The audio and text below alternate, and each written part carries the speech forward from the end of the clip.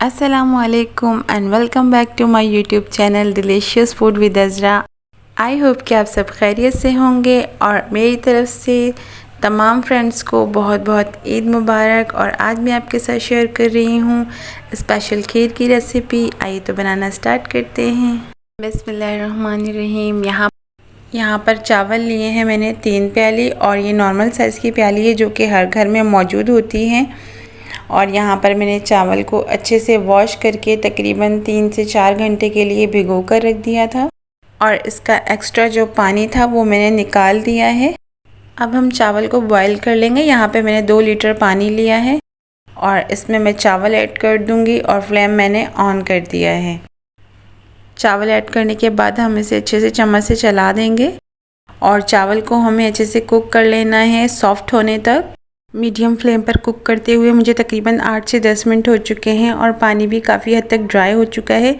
चावल को मैश करने के लिए मैंने इस तरीके से लकड़ी का जो मिलता है वो लिया है और इसे हम चावल को अच्छे से मैश कर लेंगे।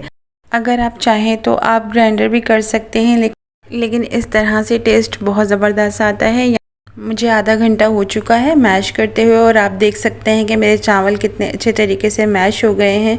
चावल को मैश करते हुए हम इसमें थोड़ा थोड़ा सा दूध ऐड करते जाएंगे और आप देख सकते हैं कि चावल हमारे काफ़ी अच्छे से मैश हो गए हैं और कंसिस्टेंसी भी आप देख सकते हैं कि काफ़ी थिक हो चुके हैं।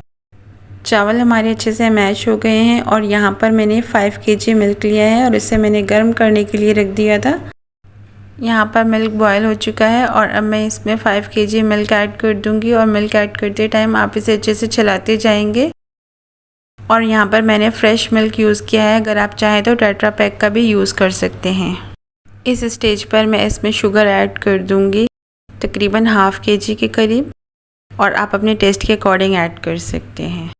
और इसे अच्छे से हम मिक्स कर लेंगे ताकि शुगर भी हमारा अच्छे से डिज़ोल्व हो जाए। यहाँ पर मैंने ½ कप पाउडर मिल्क लिया है और पाउडर मिल्क से खीर का टेस्ट जो है वो बहुत ही अच्छा हो जाता है और काफ़ी थिक भी हो जाती है। यहाँ पर मैं इसमें 1 कप मिल्क ऐड करके इसका अच्छा से एक पेस्ट बना लूँगी। आपने थिक नहीं रखना है बल्कि पेस्ट आपका लिक्विड ही होना चाहिए। पेस्ट हमारा रेडी हो चुका है, आप देख सकते हैं कि इसमें कोई लम्स नहीं है। और यहाँ पर मैं पाउडर मिल्क ऐड कर दूँगी।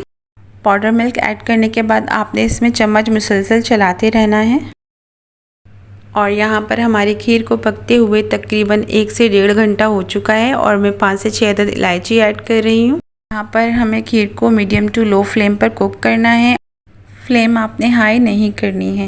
यहाँ पर मैंने कुछ नट्स लिए हैं। पिस्ता लिए मैंने 100 ग्राम, बादाम लिए हैं 100 ग्राम, खोपरा लिया है मैंने 1 कप। यहाँ पर हस्बे ज़रूरत मैंने किशमिश ली है। इस स्टेज पर मैं यहाँ पर नट्स ऐड करूँगी। बादाम और पिस्ते को मैंने स्लाइस में कटिंग कर लिया था और जिसमें से मैं हाफ़ ऐड कर दूँगी और हाफ़ में गार्निशिंग के लिए बचा लूँगी और इसे हम अच्छे से मिक्स कर देंगे। खीर भी हमारी थिक होना स्टार्ट हो गई है और इसे हम मज़ीद पकाएंगे। यहाँ पर आपने थोड़ी थोड़ी देर के बाद इसमें चम्मच चलाते रहना है, वरना तो खीर जो है वो नीचे से जलना स्टार्ट हो जाएगी। यहाँ पर खीर को पकते हुए तकरीबन 2 घंटे होने वाले हैं और इस स्टेज पर अब मैं इसमें ऐड करूँगी ½ cup condense milk. Condense milk add करने के बाद हम इसे अच्छे से मिक्स कर लेंगे और इसे तकरीबन 4 से 5 मिनट के लिए हम कुक कर लेंगे।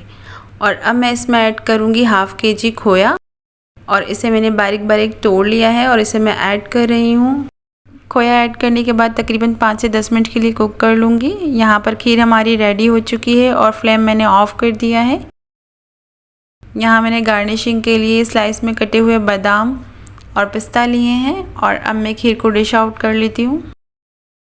यहाँ पर खीर को डिश आउट करने के बाद मैं इसे गार्निशिंग कर लूँगी खोपरे से। उसके बाद मैं इसमें स्लाइस में कटे हुए बादाम ऐड करूँगी,